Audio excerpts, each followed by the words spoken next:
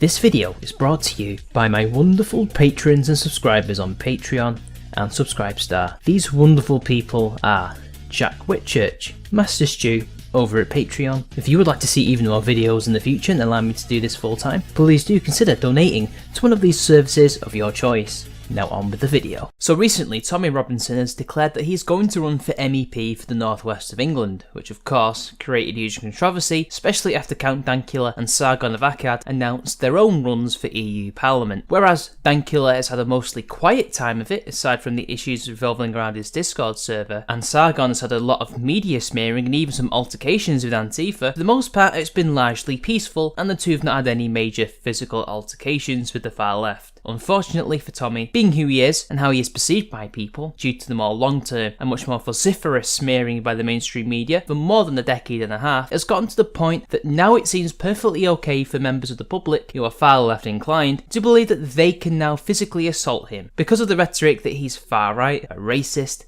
Islamophobic, xenophobic, etc. We've also had a lot of rhetoric about him being a Nazi and the fact that we can even punch Nazis. That's been the case since Spencer was punched. It's no surprise that these far left activists, which is what they are, decide that they can do so regardless if it lands them in a jail cell or not. Because vigilantism is okay when the right target has been painted. So let us take a look at the two attacks that have been seen so far. There was apparently 3, all in Warrington, but the 2 that got talked about the most are more interesting in contrast. And give some brief analysis for one and a bit of a deeper analysis of another. So first we will discuss the woman who attacks him randomly. So in this scene, there was a lot of passionate, heated debate with the ginger communist with no soul getting very aggressive with Tommy, not the other way around. Then, out of nowhere, this woman attacks Tommy, but apparently this is perfectly fine discourse for the far left to engage in, because alleged far-right Nazis are not people, they are far-right Nazis, and punching them is okay, because you save the minorities from them. There's no justification for this behaviour, there is none whatsoever. If you're a man or a woman, you do not attack somebody, but you do not punch, kick or bite unless in self-defence or saving the life of another. Keep that in mind later, buckos. Now, let's get to the real meat of this, because this one is a no-brainer. Enter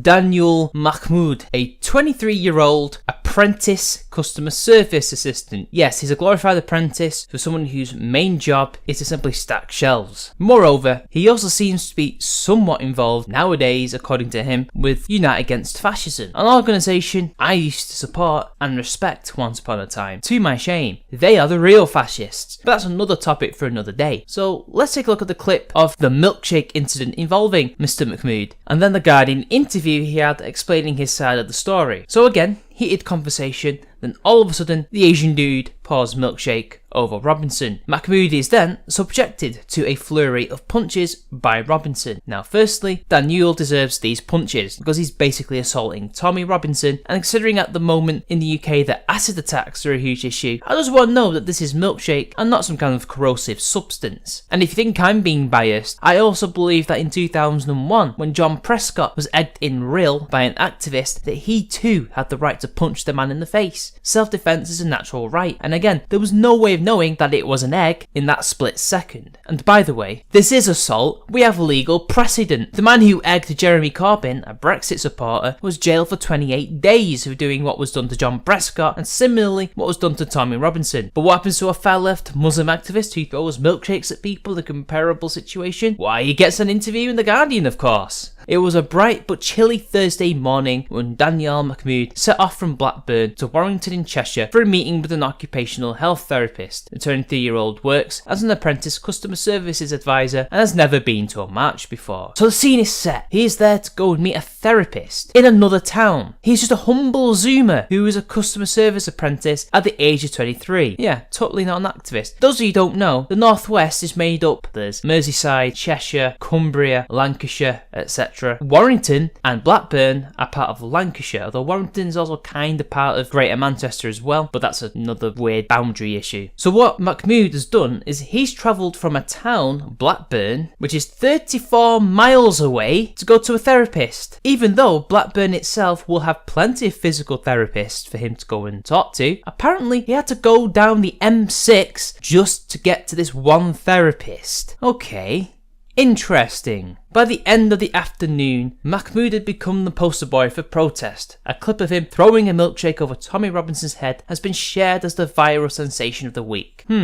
Go on, Guardian. Speaking to the Observer on video call from his home, where he lives with his mum, dad and 4 siblings, McMood 23 says he is still in shock. I'm a low-key person. I didn't anticipate this publicity and I don't want it. I'm getting death threats on social media and I'm worried about me and my family being targeted. Yeah, not so low-key that you're showing your face everywhere and having an interview in The Guardian, Mr. McMood. Not only that, you attacked Tommy Robinson in front of many cameras and in front of the police. You did an act that is against your very nature. Allegedly. Makes you wonder why you did this in the first place, dude. McMood says that he was walking through the town square when he was invited to join protesters waiting to meet the English Defence League founder Robinson, real name Stephen Yaxley Lennon, on his volatile campaign trail to become an MEP for North West England. Oh, just randomly walking through Warrington town square, a town he's not even from, to go to a therapist that he probably didn't even need to go to, just minding his own business, when randomly Unite Against Fascism ask him to join their protest because he apparently happened to be the only Muslim person there in Warrington. Seems legit. This local councillor was there with the UAF and he explained to me that Tommy was coming into the town, that he was standing as MEP and that they were going to tell him he wasn't welcome. I had the day off and sometime before my meeting and he asked me to join them and so I did. McMood shakes his head. I was the only Asian person there. All these people from the UAF kept hugging me and telling me I was brave to be standing with them. So a local councillor asked you specifically, these protesters asked you specifically, randomly, to join their protest, despite the fact there was surely more random far-left POCs in Warrington they could have approached. There's totally no way you did not already know these people, totally not connected to the far-left in Warrington or the Northwest in general. Why else would you go to another town 34 miles away, McMood? Explain that. Robinson arrived in the Mercedes-type van, McMood recalls, and from there things got heated. McMood claims he was targeted by Robinson and his entourage. The first time he approached me, he asked me if I thought he was racist, and I said, yeah. Then he says, do you know 80% of grooming gangs are Muslim? I go to him, that's a false statistic there. What about white paedophiles? Why are they not called Christian grooming gangs? And then he goes off on one. Oh really now? Again, just look at this, totally following you around until you finally get into a conversation. It's not like you just said you were invited to a protest where UAF got right up close to Tommy and his supporters. I'm not saying you're lying, but things do not add up. Why would he pick you out from the crowd? It's almost as if you have to project what you did onto him. But the thing is, cameras exist, McMood. You yourself was using one. McMood says he was shoved and repeatedly abused. I did join in with the protesters telling him he was scum. I admit it. But they, his supporters, had been really aggressive, he says, alleging that some were shouting a racial slur at him and calling him a paedophile and a terrorist. McMood says he reported the incident to a police constable and left to go to his meeting. Really now?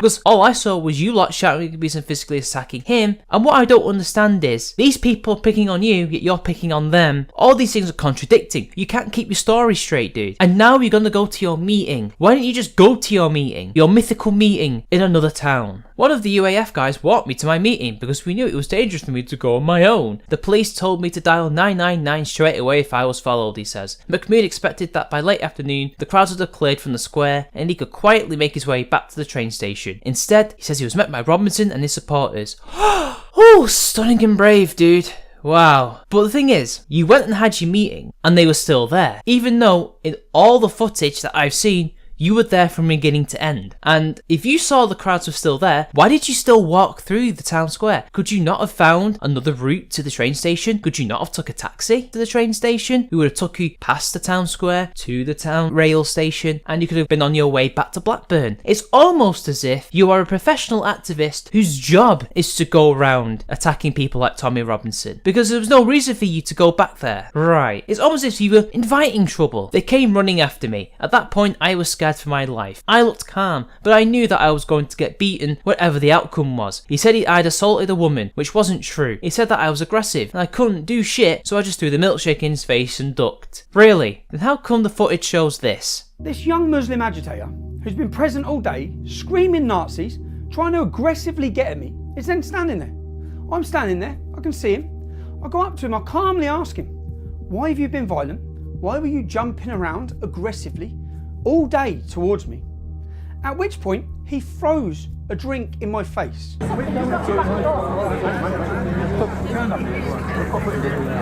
was overly aggressive, he was jumping around like he was going to do something. He didn't do shit. The only person you pushed was a woman. No, you was, mate. We'll show you the footage later. So you come here very aggressively, you got over. In the footage that subsequently went viral, Robinson launches a volley of punches into Mahmoud's head before being pulled back. Mahmoud says a police officer protected him from further beatings and he was later dropped off at the train station. Cheshire police said they were investigating an incident and allegation of assault. Again, self-defence. Mahmoud got what was coming to him. But apparently he gets protected by the police, but the Brexit supporter gets 28 days. There really is one rule for one demographic and another for everybody else. I went straight home, then to the hospital for 4 hours, says Mahmoud. I've got bruising and cuts on my back and a minor head injury. Even when I was in the hospital, people kept staring or taking pictures and I kept thinking, what if one of them is a Tommy Robinson supporter? What if they come for me? I feel such sympathy for you. And by the way, in this little picture that the Guardian took of you, which contradicts the fact you had a video call with them, they seem to have sent some kind of photographer to your house. But hey, what do I know? You seem perfectly fine to me. And you have such a minor head injury, you don't even wear plasters or bandages or anything like that. You seem perfectly fine to me. And that's the interview portion of the article. The rest is just talking about Tommy. But I think we all get a good picture of what is going on here. There is a double standard when it comes to political violence. On the one hand, it is completely unacceptable to attack the great leader, Comrade Corbyn, because that is assault, and I quote the judge, an attack on democracy. But when Tommy Robinson is assaulted, harassed and threatened on his legitimate campaign trail to become MEP, all of a sudden, it's different. We have actual MPs applauding this behaviour and the mainstream media offering almost no criticism against this flagrant disregard for democracy and human decency, where the only people being punished are those who represent the majority of the country and not the minority. This attack, this whole campaign trail, has shown up just how biased the British media is, just how low the far left will go, and the lengths they will go to project and lie about people like Tommy Robinson. This is shameful behaviour. If these people actually respected democracy, they would have allowed Brexit to happen. They would have not even pushed for a second referendum. They would not have defamed and tried to destroy Tommy Robinson for decades. They would allow him to run as he legally can and see who wins the vote peacefully. But they can't, because the authoritarian, degenerate arseholes would much rather us descend into barbarism than their rule being challenged.